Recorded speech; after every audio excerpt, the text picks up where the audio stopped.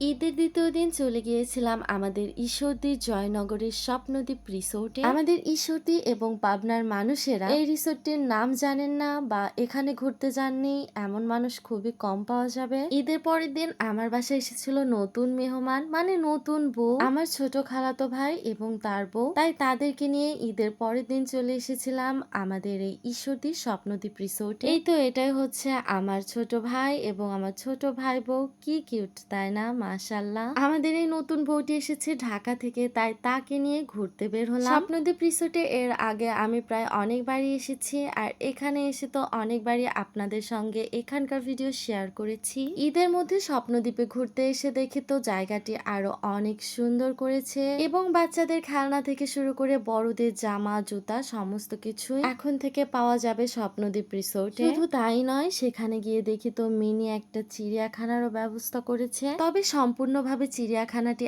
এখনো ওপেন হয়নি। এই চিড়িয়াখানাতে আপাতত দেখা গিয়েছিল বানর, খরগোশের ছানাগুলো এবং ছিল ময়ূর। তাছাড়াও বেশ কিছু পশু প্রাণী থাকবে এমন ব্যবস্থাও করে রাখা হয়েছিল। দেখে মনে হলো খুবই তাড়াতাড়ি চিড়িয়াখানাটি খুব সুন্দরভাবে ওপেন হয়ে যাবে। যেহেতু ঈদের পরের দিন, তাই তো পা দেওয়ার একদমই জায়গা ছিল না। স্বপ্নদ্বীপ ভরতে একদম মানুষ, সবাই ঈদ উপলক্ষে ঘুরতে এসেছে তাদের পরিবারকে নিয়ে। এত মানুষের ভিড় দেখে তো আমরা পুরাই হতাশ। তারপরেও ছিল নতুন বউয়ের মুখে মিষ্টি হাসি। পুরো রিসোর্ট জুড়েই ছিল প্রচুর মানুষ। আমরা যে একটু বসবো বা নিরিবিলি ভাবে একটু ছবি বা ভিডিও উঠবো তেমন কোনো উপায়ই ছিল না, এত মানুষের ভিড় ছিল। যাই হোক, তারপরেও আমাদের এখানে অনেক অনেক ভালো লেগেছে ঘুরতে এসে। আমার তো এই স্বপ্নদ্বীপের এই গোল্ড ফিশ গুলোর এই জায়গাটি বেশ প্রিয়। গোল্ড ফিশের এই জায়গাটি খুব সুন্দর করে লাইটিং করা এবং পরিষ্কার পানি থাকায় মাছগুলো দেখতে অনেক ভালো লাগে। ঘুরতে ঘুরতে এখন আমরা দোলনায় উঠে পড়েছিলাম। রিসোর্টে যাব আর